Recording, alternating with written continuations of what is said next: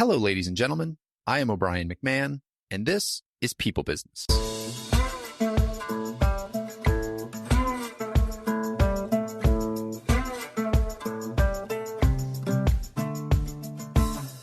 In this episode, I'm joined by Dr. Sunitha Chandy.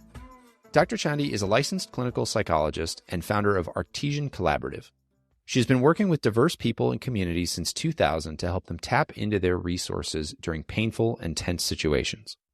Dr. Chandy was my guest in episode 26 of this podcast, where we talked about trauma and resilience in detail. We're going to continue that conversation today, discussing recovery and how to work through difficult experiences. I'm not going to say much more than that because I get into it right away in the actual conversation. I will just say that I do think that this is a conversation that would be incredibly relevant for anyone who has experienced anything difficult in their lives. We talk about how to endure and the resilience required to endure, and then how to recover, how to give your mind, your body, yourself what you need so that you can go run that next race, go climb that next hill, go live your life in the way that you want to live it. Really excited to share this. I share a lot of my own journey and what kind of I've gone through coming out of the pandemic here. And I really hope that this is helpful for people. It was really meaningful for me to be able to share this. Here is Dr. Sunitha Chandy. Sunitha, welcome back to the show. Thrilled to have you on, and selfishly very interested to dive into our subject matter today, as I have a feeling this is going to be as much a therapy session for me as it is for the audience, but I think this is going to be really helpful for people. So welcome back. Thank you. I'm excited. It sounds weird to say excited to talk about this difficult topic, but there's something about taking these moments to talk about it, that it's hard, but actually feels really relieving. I think helps us not feel so alone. Yep. And so let's set this up a little bit. I reached out to you and invited you back on the show because of an experience that I was having as we are coming out of the pandemic. A lot of people, I feel like, have had this experience. From talking to others, I know that I'm not the only one, and I imagine that there's a bunch more that are out there. But wherever you gauge the end of the pandemic to be, there was this feeling that I had that was, all right, life is opening back up again, work is happening, family's happening, friends are happening, like, let's go. And I was ready to just run out the door and felt like I tripped and fell on my face. And then I picked myself up and fell again. And I just was like, what is going on with me? I don't have the energy. I want to go do these things. Let's go do these things. Yet there was this drag on me. In thinking about it, I realized that I didn't have anything left in the tank anymore. It felt like I had just run this marathon, and now I was trying to go run a sprint again right at the end of a marathon. Maybe I actually need to slow down right now and recover. So that was when I reached out to you, thought that I would bring you on and have the discussion of how do we do that? Because I think a lot of people have had this weird experience where they're like, I should feel better than I feel right now. And they don't know how to process what's been going on. What have you seen? What are the experiences that you're seeing happen? What's your take on it now that we're 3 years removed from the start of it? Yeah, I love that picture of someone running a marathon, because I think you see the faces of people who've run that marathon, or if anyone who has. I have definitely not. But you think, oh man, what an accomplishment, what a success. And you just imagine being filled with that. I accomplished it. I don't think the majority of people at this point, 3 years plus of having gone through a pandemic, are having that feeling at all. Yeah. I don't think a lot of us feel like we accomplished something. This has felt like a really, really, really long journey that none of us signed up for. I am someone who doesn't want to run a marathon, and that's what it's felt like. It's felt like, okay, Sunitha, start running. Yeah. I was like, what? No, I didn't train for this. I don't know how to run. Doctor actually told me not to. So I've got a doctor's note why I shouldn't be running. So we have all had to pick up and run. And some of us were already running for other reasons before the pandemic even started. Some of us had a nice long delay. There was huge differences across the nation and the world about how people were reacting. There was a huge variety of emotions. And then we kind of had to acclimatize. We got used to it. And so for a lot of us, some stuff started to feel normal, That's a great thing about being humans. We adjust to things really fast. So like right now, if my office smells like onions, it's going to bother me. But 20 minutes into our conversation, I'm probably not going to notice it anymore. That's a magical power of being human, is that we can adjust to almost anything. But when the weather starts to get nicer, things start to open back up, something about that's like, oh yeah, this is going to be great. We just have forgotten all the energy we've been using to tolerate what's been going on. So instead of, like you said, that feeling of celebration, we're actually being reminded of all the energy and effort we've been putting forward. There's really like a depletion of energy. Yeah. Where do we start? How do we get back to baseline when we have been through something like this that has just totally depleted our gas tank and emptied our reserves? What are the practices, the things we should be doing to get back to that baseline? I think for different people, it's going to look different. Some of us are really self-reflective. We can recognize that, oh, I feel emotionally depleted. But I actually want to say for a lot of us, it's not even just emotional depletion. There is a physiological shift. Sheltering in place, being away from other people. Many of us are much more aware of the physiological strain on our bodies of being around lots of people. I was just at a large conference and I am a raging extrovert. I love being around people, but I could physically feel the difference of the loudness. This conference was supposed to hold about 2,000 people. There were 4,000 people in a very small space. Wow. And I could feel it in my muscles. I could feel it in my body. I could feel it in the way I had to talk this loud the entire time. I love being around people, but my entire body was aching after the first hour because I wasn't used to being around people. I think a lot of us are actually starting to understand some of our own physiological sensitivities, some of what we need to actually do to rest and restore ourselves in ways that maybe we learn to push ourselves. Being around people, being extroverted is really rewarded in our society. But many of us are more introverted or ambiverts, and we need that time of self-reflection, or time to just physiologically rest. I was doing yoga every morning for at least 10 minutes. I was actively stretching and doing deep breathing, watching my shoulders and making sure they weren't talking to my ears because my body needed that. And so for some of us, getting back to baseline might actually be doing something outside of our minds, actually noticing how we're carrying our bodies. Others of us, it's about social connection. Some of us are really struggling with meaning. When we're interacting with people, we're asking questions like, well, why does this matter? Who was there for me? I was able to make it all this time and I didn't see people. How do I want to engage in the world? We're being hit by really big questions that make us grieve, and we don't know how to do that. Part of us wants to just be happy, and we're actually dealing with a lot of sorrow. So we're having to do some meaning making, and that feels complicated for a lot of us that don't have frameworks for that. Yeah. There are some different modes for us to start getting back in. Some feel heavier. Some of them are really small. I think there's something about resiliency that comes to mind. We talk a lot about grit and resiliency, but we often think about those as active. Like, how am I pushing? How am I jumping in? There's also something about grit and resiliency about how are we standing firm? How are we slowing down? And how are we receiving? There is something about learning to pause and receive care from something. Some of us, especially high achievers, people who are used to going out there and doing to receive something, this is where mindfulness can be really helpful. And I think sometimes when we only get them in little nuggets from TikTok videos, they seem really silly.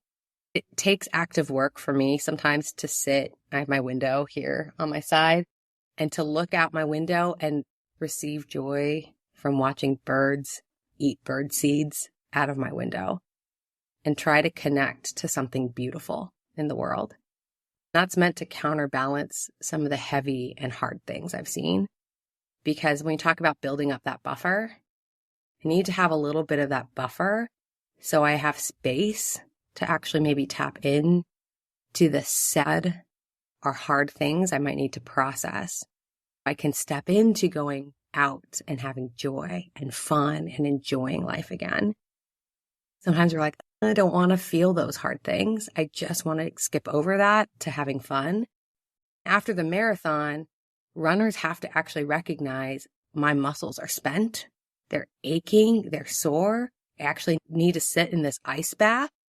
I don't know if you've ever had to do that. That sounds horrendously horrible and painful. And you have to recognize there is some pain that you need to tolerate to heal your body, but you need a buffer. You need something to help you realize this is good for me. So that requires a form of slowing down. Yeah. Okay. There's like 4 things in there that I want to unpack. Okay. So the first one is grit and resilience, because this is what I struggled with as I was trying to get myself back on track. I pride myself on being a gritty, resilient person. And through the pandemic, we were very isolated. We have a son who has a lot of food allergies. And at the beginning of the pandemic, we didn't know if that sort of immune response would make him more vulnerable to COVID. So we were very locked down. Then my wife got pregnant in COVID. And so we continued to be really locked down because we didn't know what impact COVID was having on pregnant women. Then my wife was very sick. She had a really sick pregnancy. But you come out of that and you're trying to adjust to new life with a new baby. There was some baby blues in there. And the whole time was what I'm telling myself is, this is good. You're resilient. You can pick up the slack. This is who you want to be. You want to be this type of person who can pick up the slack and do what's needed and still push on. That's the dialogue that's going on in my head, which I think was pretty healthy. But then I get to this point where we get to the end of it and I'm ready to run again. To the analogy we're using, I don't have the energy. I'm at the end of the marathon. I realized that my resilience had run out and I needed to replenish the resilience tank in order to continue to be resilient. I didn't have more resilience left. I had to wrestle with that. Does this mean I'm not a resilient person anymore? What are ways that you see people building back resilience once they've spent it? I think exactly what you just said is something a lot of us feel. Maybe that wasn't even resilience because now I'm tired. But being tired is human. None of us get the privilege of staying up 24 hours. We are built to sleep. And for any of us who have tried to say, no, I'm resilient. I can work 24 hours a day. Well, go ahead and try. Either your body's going to shut itself down on you or you're going to start hallucinating. Yeah. Those are your options. Weakness is part of who we are. Resilience is the ability to push in moments and stay strong when there is a crisis. I imagine with resilience, I always have this picture in my head of someone climbing up a mountain and there's like horrible wind and snow coming out of them. But it is also resilient to bunker down in that storm and cover someone while the storm is happening. That's the part that we forget. Is part of resilience is knowing I need to bunker and cover myself. I need to pull out my cured meat or dried fruit, sit in this cold, hard place at something and stay warm and sleep. It's those parts of the resilient journey. I'm reading Lord of the Rings with my kids right now. It's fun to see how into the story they are. I do like the parts of the story where the journey is just not fun. Yep. It's just hard, boring travel with some elf songs sprinkled into it. We like the fun parts of the resilient journey where we are pushing and thriving. And I think there's something good to say, okay, I did that. The harder part is the sitting. And I think that's where the meaning making part comes in, because it is okay to say, that was hard. This is where the curious why comes in. When we ask why questions, we always need to be careful because why questions always sound like judgments. Why did you wear that shirt today? Yeah. When we hear that's like, what's wrong with my shirt? But it's like, why did I push in that moment? Why were we isolated? Because our son was so important to us and it wasn't worth the risk of his life, right? Or because my wife was pregnant and we just weren't certain and it was scary and it was hard. Sometimes with resilience, we confuse the fact that we can't feel those feelings. Our picture of someone who's brave is someone with a strong smile and their hands on their hips, staring into the sun. And I actually think a brave person looks the same as a scared person. They're just stepping forward. That's been really helpful for me. It's like being brave, being resilient isn't not feeling these hard feelings.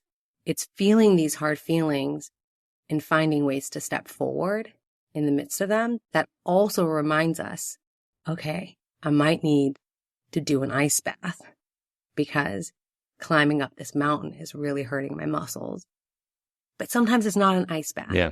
Sometimes it's cuddling up with the people we're caring for or actively focusing on why these things are valuable and important to us. If we've run ourselves so ragged, we're really numb. Yeah. And that's hard. And that feels sad because we're like, I can't feel anything. I think that gets really jarring for us, especially when we've worked so hard to make it through and then we can't celebrate. Yeah. I'm smirking at your ice bath analogy because that has been one of the things that I've done to recover in this period of time. The two things that I found that I've really focused on for myself and I found to be helpful are sleep, to your point on recovery, like actual recovery, physically letting my body recover. I started to get up in the morning again and work out. And I just was like, I can't, I'm exhausted, even way more than I was when I was getting up at 5 a.m. last year to do it, when I was in that resilient phase and I could get up and could push. Now I couldn't do it anymore. And so I just said, all right, I'm just going to let myself sleep. I'm going to change. I'm going to do less intense workouts. I'm going to let my body get back to a place where I'm fully rested and can wake up several days or weeks in a row feeling like I've got energy. And then I'll start to push again. So that was really helpful for me. The other thing that I did is you talk about connecting with friends. I have a couple guy friends that we like going to a Russian bathhouse, a Russian banya in Chicago. We've gone a couple times and we'll do the hot sauna and then the cold plunge and go back and forth. It's kind of a mind test because you're in this extreme hot and then you're in this extreme cold, but you walk out and your body's like totally flushed, totally reset. Your mood is improved. I've done that a couple times with friends as well to connect with people, put myself through that detox, again, that physical recovery. And I always come out of that feeling better. I love the combination because you're with other people, but it really gets you into your body. Yeah. It's been neat to even watch my partner. He wasn't doing some of the things that he loved and him starting to be like, yeah, I'm going to start going back to the gym or trying something I haven't done like swimming or bouldering. I'm not at a place where I can get myself to do some of those things and just taking joy in watching him go and do those things. Yeah. Play. And it's so really play. Yeah. Having those moments. And I love how you said like you couldn't do it, but you did what you could. And I think sometimes we put pressure on ourselves to go back to what we used to do. And we're like, oh, it's too much. Sometimes it's, can I do an inch of something? Or can I think about what has given me joy? What taps me into beauty, things that connect us? If we can get ourselves moving in that direction, even if we don't perfectly feel it yet, sometimes that reconnects us to some hard questions because for some of us, things have changed. We are asking some big existential questions about our beliefs and about meaning. I'm a big fan of asking those questions. I think that leads to good growth and it can lead us to more communities and people. I do think it's a great place to get us back into a place of building that buffer and diversifying. Yeah. Like, I think it's good to do things for our bodies, for our minds, for our relationships. it's nice to have a wide variety of skills in case we can't do certain things sometimes. Yeah. And for anyone who has not tried the hot-cold contrast, I highly recommend it. You feel amazing afterwards. You talk about doing a hard thing that makes you feel really good. If you want to talk about it, DM me. I'll give you some protocols and some places to go. It's a fantastic way to reset your body. There's some good research on that too, about emotional reset. For sure. For both hot and cold separately, and then also for them together. So what you were just saying kind of leads into the second question that I had. You mentioned that people are starting to socialize again, but are struggling to find meaning in that socialization the way that we did before. How can people start to reconnect to meaning in their lives? How can we make those experiences meaningful? Is it just the mindset that we bring into it? Is it the venue? Is it the people? Like, give me some guidance there. I would say it's probably twofold. I think sometimes the thing that holds us back is the same thing that's held us back forever: risk and fear, right? That sometimes it's hard to say really intimate things to people that we feel really connected to, right? So I give the example of, like, I can tell you amazing and wonderful things about my husband, Ron. He is incredibly thoughtful. He is this really deep thinker. He is incredibly passionate about his family. He's athletic. I deeply love him. It would be a much different thing if he was sitting in this room right now and I was looking deep into his eyes and was saying, Ron, I love you. You're an incredibly passionate man. So I can say it because he's not here and I'm staring at my screen. But to do that, to look at him and to share those things, I'm going to be flooded with all these emotions. Some of them are going to be great emotions, but I'm also going to feel really nervous and vulnerable. And I've been married for, I got to do the math in my head now, almost 14 years. So there's an interesting aspect of, like, with close friends, with people that we want to have these deep, close connections to, it feels weird. I'm a therapist. I say really weird, emotional, connecting things all the time. This is what we do for our work. We advise people to do this. But to just say to someone or send a text like, hey, it was really great to see you. I really love the quality conversations we have. It's so meaningful when we get to hang out. Thanks so much. That's a super weird text message for a lot of people to send.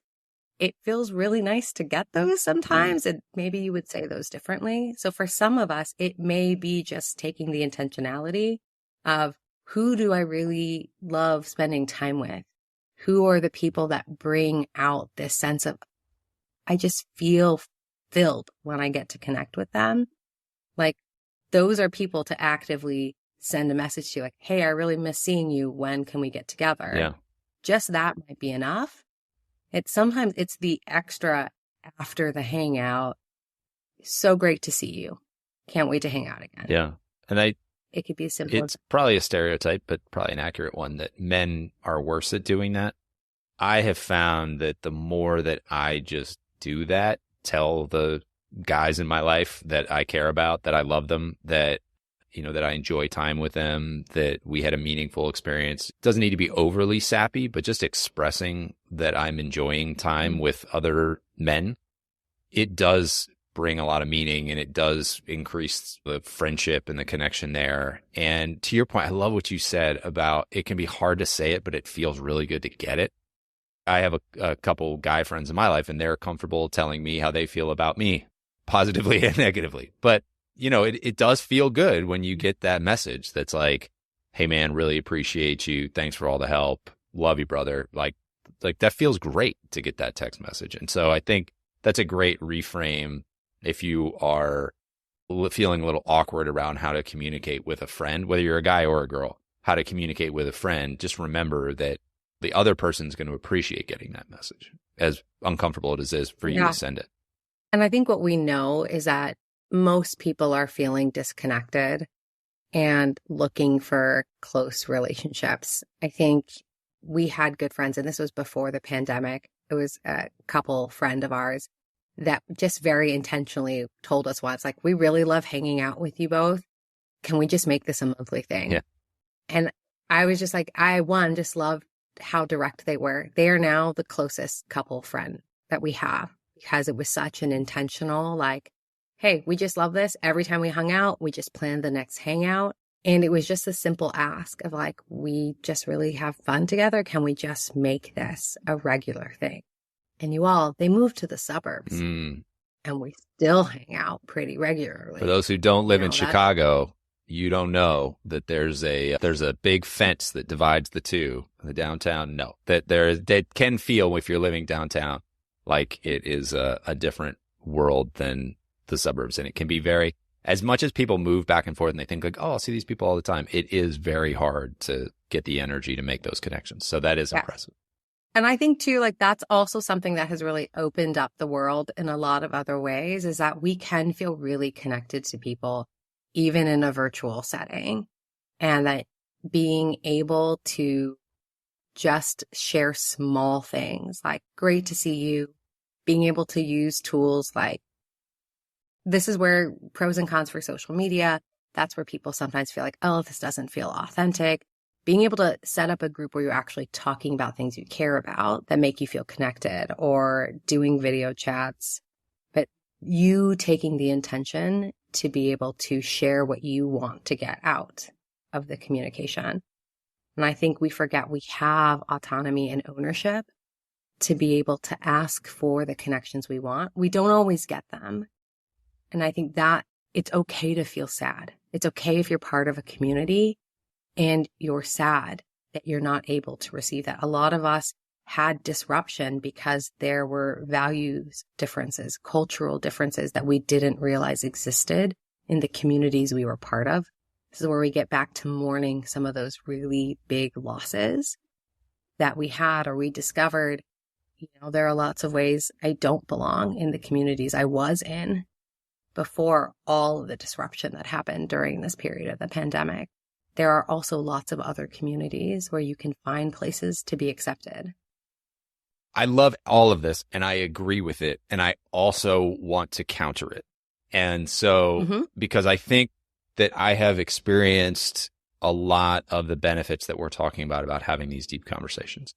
As somebody who can be a deep thinker anyway, I can get lost in this and it can actually do more, not harm, but it can keep me in a down place to spend time having these deep conversations all the time. What I have found is just having some friends over and playing some games together, you know, putting some good music on and just laughing and joking and talking about nothing and, you know, making funny jokes to each other and picking on each other a little bit, you know, the interplay, just that like really light interplay that goes on has been so rejuvenating for me.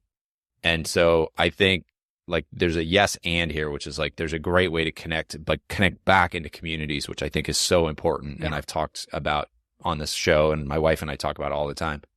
There's that, like, how do we connect back into the communities in a meaningful way? And then there's also like, how do we just play? How do we just have fun and just laugh and go out with friends without any expectations at all? And I mean, play is the best word. It's just, how do we just play? Yeah. I think it's a good reminder because I think this is where the diversity of people who are listening and the diversity of the communities that we have, that some of us, we're just missing people in general and we're just feeling lonely for anything. But I do think for some of us, we don't have people to play with. Yeah. Like we don't even remember how to play or be silly. And that feels really hard. And I think it's really hard when you're like, I have been hustling and struggling to keep my head above water. And now you just want me to go have fun. And that feels like a hard transition. And it's actually a really important and really healthy transition to help people feel like they're not struggling anymore, because we don't want people to just be in a struggle. And if life is just a struggle, part of it's like, we want you to have more support. Yeah. So that you're not just struggling, so that you have people around you to help you so that you can have some play and have some joy in life. And then for some other people who are like, I don't have people to do the other side of things. It's like, don't erase the play though. Because you're right, just being in a place of heaviness, I think this is why we were built with the diversity of emotions that we have. I don't want anyone getting stuck in anger or grief. Well, without having the counterbalance as and well. Play solidifies relationships as much as deep conversations do. I mean, we are communal beings and working on things together, playing on things together. Think about when we were kids, like you'd play on the playground and that's how you made friends with people, right? I think about living in a fraternity house in college and just the fact that we were all playing together all the time. And whether it was just conversations on the couch or parties or poker nights or video games or whatever, like we were playing together all the time. And those were such rich relationships because we got so much play and interaction together. And then what I've found now is, like I mentioned, the game night. So we had some friends over, we had a game night. We laughed the whole time. It was very light. But at the end of it, I said, God, this just feels so good. And I expressed that, and we wound up having a really nice, deep conversation around how relieved we all felt just to be together and connected and to laugh. And so it was both. It was both really fun and light, and then also like we were able to reflect and make it really meaningful.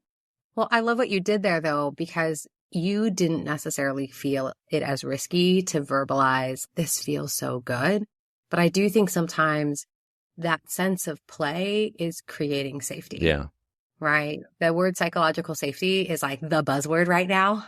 I think we don't really think about the risk it takes to build actual psychological safety, because to be with a group of people and to identify like, this feels good, and then to say it, and then everyone would be like, yeah, why did you say that?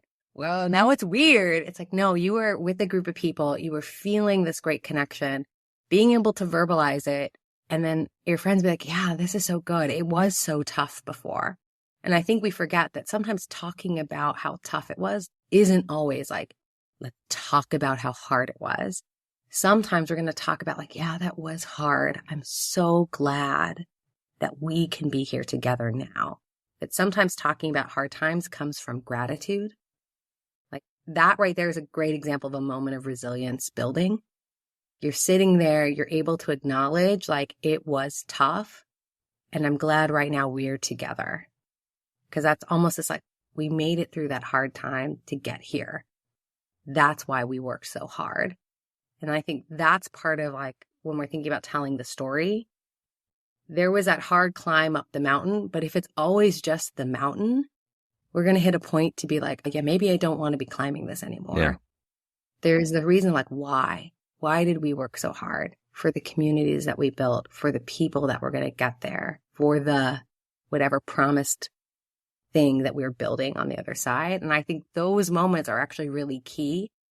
Whether you verbalize it to other people or just even in your head, when you're out for a walk and you're like, this is why I fought so hard to do X, Y, Z, is so that I could enjoy this. Or I'm so thankful that I'm here and that I took care of myself, or I took care of these things. And that was hard. It's much easier to admit that something was hard when you're on stable ground. Yeah. When you're not on stable ground, you just got to keep stuff together and keep going. That's where you needed that strength. Now that you're somewhere else, it's okay to admit that it was hard and to collect that strength, because it might get hard again. Well, and I love so it. You're a great guest because you just lead me right down the path, and it's great. That was the part that I wanted to talk about next, because we talked about, or you've mentioned a few times, that even going out and reconnecting with people can feel hard, that there are these things that are good for us, but that because we've gotten so accustomed to being isolated, to not commuting to the office, to being in our own little hyper convenient bubble where everything's delivered to us, we never leave the house, like that feels so easy now. And it's actually hard to go back out and re-engage. When does somebody know that they're ready to start pushing there? Because there's this recovery period that we need to allow ourselves to recoup and rebuild our energy. And then we have to start re-engaging a little bit. And so how do we know that it's time to start doing that? How do we do that successfully? Like, what's the self-talk that gets us to do that? How do we endure those hard moments that start building us back towards our next climb up the hill? Yeah. And I would say sometimes it's not a clear line. So for some of us, it's going to be testing, right? And this is where a lot of us are existing in communities. Like we have other friends, partners we're going to be watching. Our partner is going to be like, hey, we got invited to this thing. And we're gonna be like, I don't want to go. And we're going to have to be like, but my partner really wants to go. And this might be good for them. And I have been resting more and trying to build up my capacity. Could I try? And it might be testing. And I think a great way for us to test is just because we don't want to do something on the front end. What I often say is like, it's usually they consider the 5-minute rule. Going to a party, it's very hard to do a 5-minute rule, but you can still use it. Expect it to be hard. Like if I'm going to start a new workout routine, I'm probably going to use the 5-minute rule. I'm going to go and I got to go to the gym and I got to stay there for 5 minutes. If I hate it for the first 5 minutes, that's fine. After 5 minutes, if I don't want to be there anymore, I get to go. I went, I tried, and if it's still not working for me, I get to leave. Yeah. But oftentimes after you pass that 5 minutes, for you might be like, hey, no, I'm really grumpy. I might need to make myself do 10 or 15. But oftentimes it's just the starting that's hard. And we know that once we get into it, it's going to be like, yeah, it's not that bad. I can finish this workout.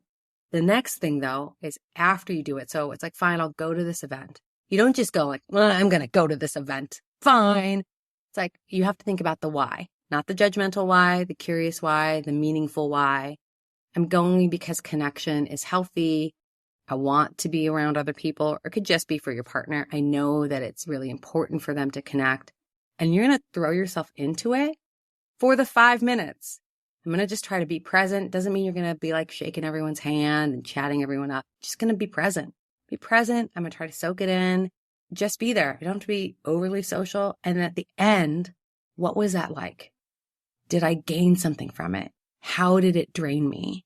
Because you want to learn where your capacity is. And you could say, it was really exhausting just being around all of those people. What was it about the people, right? It could cue you in to be like, you know what? These were all my wife's colleagues and I don't really know them. That wasn't great. But you know what? Maybe if I got together with my soccer friends, I really know them. That might have been more filling for me. Great. Okay. And that's going to pull you in a direction of like a social event or an activity. You know, like, oh, I really love playing poker. Maybe organizing one poker game could be really fun.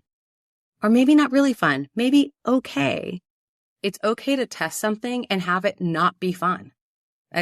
We can all tolerate a not fun event. I'm sure all of us have done that, but it's more to give us information. And it's okay to realize like, yeah, I'm not ready for that. Now, if we're having severe reactions to things like panic attacks, or it's throwing us into a depression, yeah, there are probably some other stepwise things that can be done to help you cope more effectively. I do actually think it's okay to test. Just like when your doctor is like, hey, you've had a knee injury, take 3 months off from running. They're not like, now here, you're clear, just go run. Yeah. They're like, no, hey, why don't you try like walking on it? If it twinges, slow it down, do a little physical therapy, but they want you to start moving on it, testing the weight, but you have to guide that and you have to listen to the pain. But we don't want you to be like, oh, I got a knee injury, so now I just can't walk anymore. Yeah. The goal is to get back into mobility. So it might shift and change, like how you interact. And sometimes we're nervous about that. We're like, no, I have to show up like I always used to show up. So I got to be cracking all the jokes. I got to be doing all the things. It's like, no. So it might be a smaller activity. It might be just a couple friends out for dinner, coffee. So I think getting back into it helps us remember what we liked. It might also shift what we might prefer. So I like starting small, but I'm a big fan of testing. I love that analogy. And so I'm kind of going through that. I've been going through this psychologically, but I'm also going through it physically. Over the last 15 years, I've beat myself up pretty good. I've pushed myself pretty hard physically.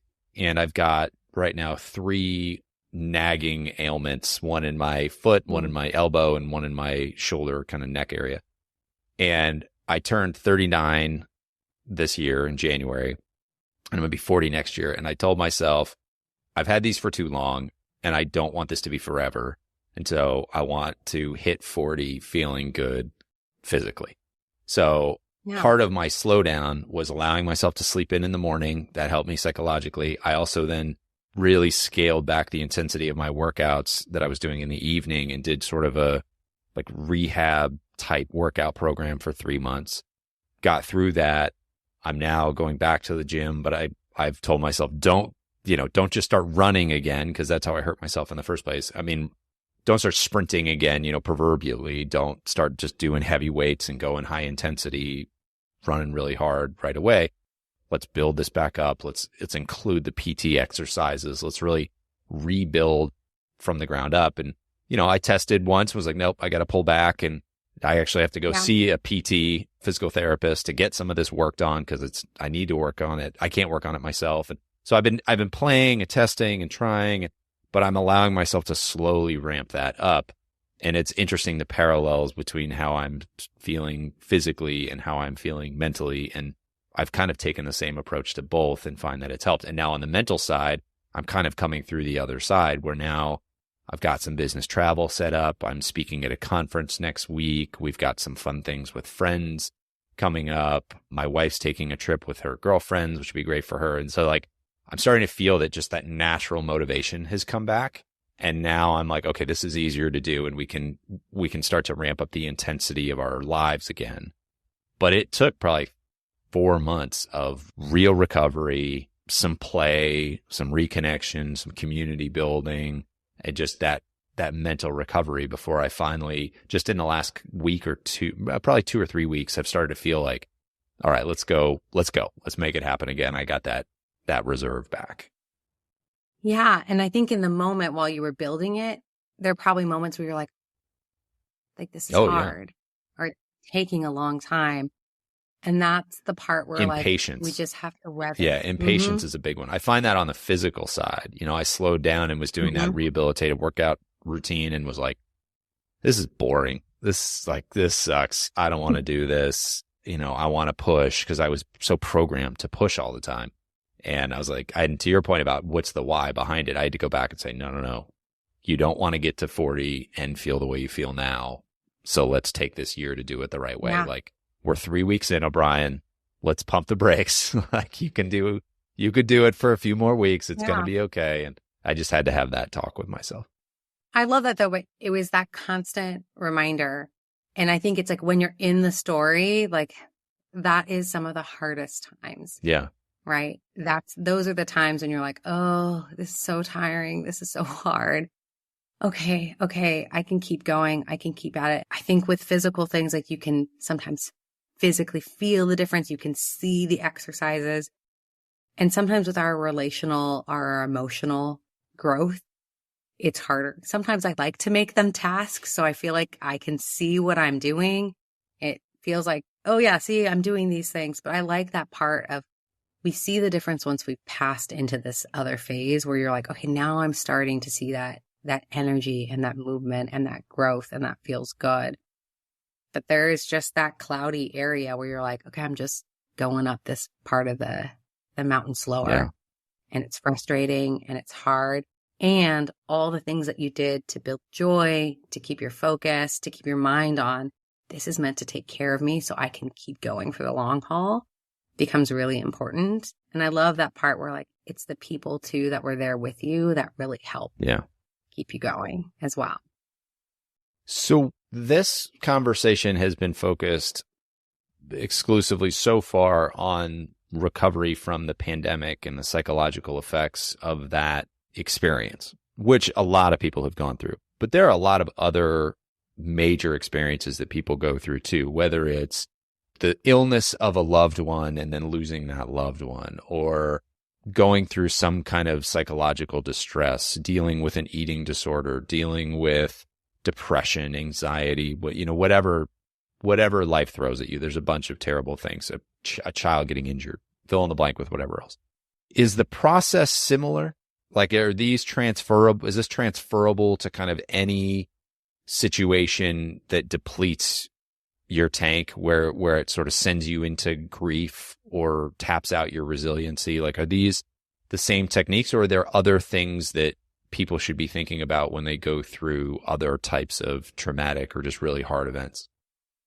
I think the broad scope of techniques are similar. So I do think with the pandemic, a lot of the techniques that therapists like myself have been thinking about And really, in some ways, we can think about the pandemic and all the things that happened during this season as sort of compounding on people as chronic stress, because we had the pandemic, we had the reopening of historic racial oppression. We still have the war in Ukraine. We've had supply chain disruptions. We've had inflation. Yeah. It's not like the political climate's gotten any better in this country. Yeah. Political disruptions. Like, we can keep going because there have been we were trying to list as a team all the different things. And it's like, there's lots of things that just haven't resolved. So there's a level of chronic stress where we just have not had a break. There have been significant traumas that have happened to people. Like you said, loss of a loved one, a major mental health crisis. A broad scope of the way that I like to look at things is when something big has happened in our life, it disrupts our stability. We have things that keep us stable. And when all of a sudden the ground that you walk on is no longer stable, there's a part of you that is like, what can I trust? What's safe? What's not? And so we go into this protective mode. And this is often for some of us where we're like tapping into that resilience. We're going into like fix it mode, survive mode. For some of us, if there is other mental health issues, this is where we might see some major spikes of some of those mental health issues coming up. And this is where crisis hits. And so we're just in protection, safety, keep things going. But once some of that crisis comes down, we have to go into like, how do we recalibrate to keeping ourselves going? For some of us, what that looks like is how are we rebuilding stability based off of the new facts of what we've learned? And so there isn't a lot of people like, when are things going to go back to normal? When are things going to go back to normal? There isn't a going back to normal. There is integrating the new information into the stability that's going to keep us moving forward. So something shifted, and now we have to create a new foundation that's going to help us move. And we're going to take our values and our belief systems, and we're going to wrestle with them, and we're going to create the pathway that's going to help us keep moving towards our goals. And that's part of what that rebuilding looks like. But we need energy to do that. We need joy, and we need community. And that's part of the skills that we talked about today, which is how do we do that? We can't do that if we're not resting and taking care of our bodies. We are the main resource we bring into our lives. We're the main resource we bring into our work, into our families. And we don't like that. Yeah. We want to just keep pushing and fixing things without having to pour things into our own tank. And so sometimes we have to fuel ourselves so we can get these things done. But that is often the framework I am using to think about what's happening. But there are specific things. So if there's a loss, I do want to make sure people are taking time to grieve. A lot of what we're dealing with in the pandemic, and there was a lot of loss, is to give space for that, because loss is really tied to love. And I always want there to be space for love when we're really sad and heartbroken because we've lost something we really care about or a person we care about. That love deserves to have space, but it's really heavy. And so finding ways to integrate that into the new normal that we're living becomes important. But other things, when we might have other sort of different mental health issues that we deal with, we got to reconcile with how are we going to care for ourselves, knowing our own unique balance. And that may require specific skills that are going to be integrated into our lives. So if I'm prone to getting depressed, I'm going to have a different series of skills that are going to be part of my normal routine to keep me going. That's going to be different than your series of skills to keep you going because you respond to things differently. So that's where the uniqueness is going to come in, because we all are unique in how we manage our lives. Yeah. And I like what you said about how when you're in crisis mode, you just need to deal with that crisis. And then it's when you come through the crisis that you can start to focus on recovery. And then as you focus on recovery, you can start to re-engage and then test and then build back up to a normal, stable foundation. So I like that as the framework.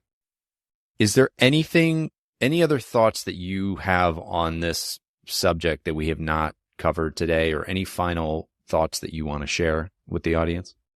I guess my biggest thought is for people to realize they're not alone in this. I think that has been one of the biggest takeaways for me and my team, as we've been supporting people through talking about stress and talking about just the heavy weight people have been carrying, is how many of us feel really alone in exactly what you're talking about. Like, this feels so hard and heavy, or I can't connect. And I think there's something really powerful to realize, oh, a lot of us are feeling this. I want people to feel proud of the ways they've shown up for themselves and to feel proud of the ways they've shown up for their families. But I also want them to feel really proud of the ways other people have shown up for them. Because I'm pretty sure when you're thinking about the ways that you showed up for your wife or your kids or your friends, you're like, oh yeah, that wasn't that big of a deal. Yeah. And when they tell other people about it, it matters more. That is a really powerful thing. I'm a big fan of when we can share about the ways other people made a difference for us, about how much that can affect us, because we all know how exhausted we are. And I just really love when exhausted people are still able to care. I think that's really powerful. We don't have to be fully together to be able to make a difference for other people. Yeah. And in fact, it's part of our recovery to go help other people. It helps refill our tank in a pretty meaningful way to be able to be of service to somebody else. Absolutely. So, well, hopefully this conversation, your expertise, hopefully me sharing a little bit of my journey, makes people understand that they are not alone if they are feeling this stuff, whether they're feeling it from the pandemic or feeling it from any other reason. And I would just encourage anybody who's still listening, figure out what it is that you need.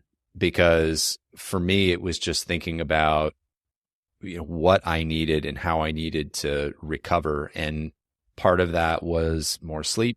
Part of that was connecting with friends. Part of that was play. Part of that was just talking about the experience with people. I had kept a lot of this inside, and I found that as soon as I started sharing, like opening up and sharing with people, that, you know what, the last couple of years have actually been really hard. I found a lot of people going, oh my God, that's the same experience, and we wound up, almost everybody that I've expressed that sentiment to has shared back their own very difficult experience, and either how they came through it or how they're still struggling with it. And so I think we're all going through this kind of reconciliation in some way right now. I think we all go through it in our lives at various times, but I think a lot of people are going through it right now and still reconciling with it. So I encourage anybody who's listening to figure out what you need and give it to yourself. Sunitha, thank you for coming on the show. I will just express to you how much joy I get every time that we talk, and how much appreciation I have for you and your wisdom and your willingness to share with the audience. So thank you so much. Yeah, thanks for having me. It was great. And I will say too, last plug, the reason I brought Sunitha on is that she and her business help people through this stuff. So if you are struggling with this, especially if you are in crisis mode, but even if you're just in that rebuilding mode and you need some resources and you need some help, check out Artesian Collaborative. They are fantastic and have a lot of resources for people. So I want to make sure we give that plug too, because this is actually what you do to help people. Thank you. Hope everybody has a good one. Hope everybody takes the time they need and comes out of these next couple months here feeling refreshed and rejuvenated and ready to go.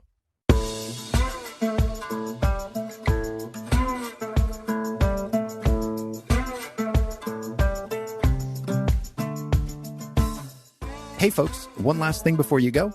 If you enjoyed the episode, make sure to hit subscribe so you can stay up to date with future guests. That's it. Thanks for coming. Go make the most of your business and the people in it.